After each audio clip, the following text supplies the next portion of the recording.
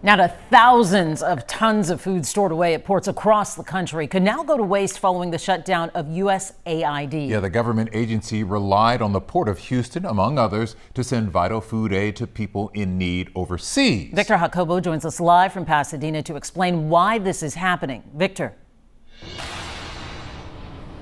Yeah, that's right. President Trump putting a halt on foreign aid. That includes food that is sent through USAID to international destinations that need that aid.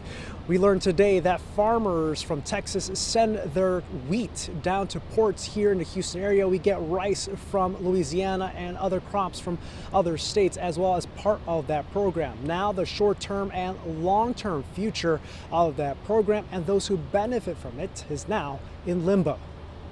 On social media, President Donald Trump alleging unspecified corruption at USAID and calling to close it down. He added more during comments at the White House today. When you look at USAID, that's a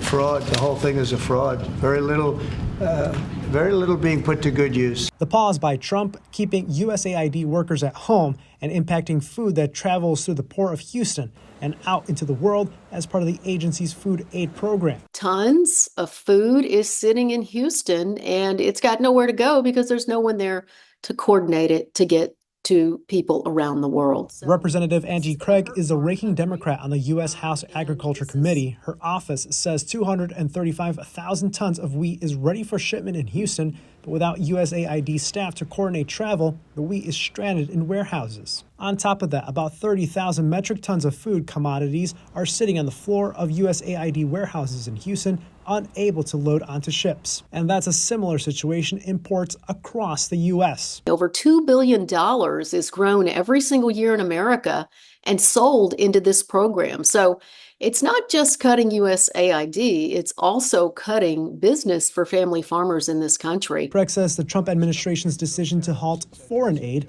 is likely to have ripple effects for people here in the U.S. There are serious unintended consequences, not just for USAID and the people that it helps, but also to America's farm economy and the economy right here in Texas. A spokesperson for the Port of Houston told me that the port is unaware of any shipping delays for USAID cargo and that any delays are usually tied to seasonal weather that's impacting other shipping as well.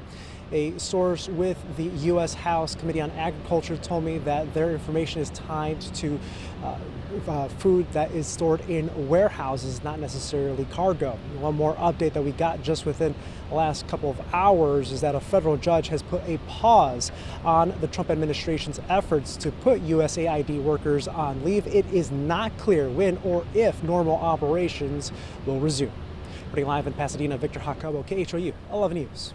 Thank you for the detailed explanation and potential impacts.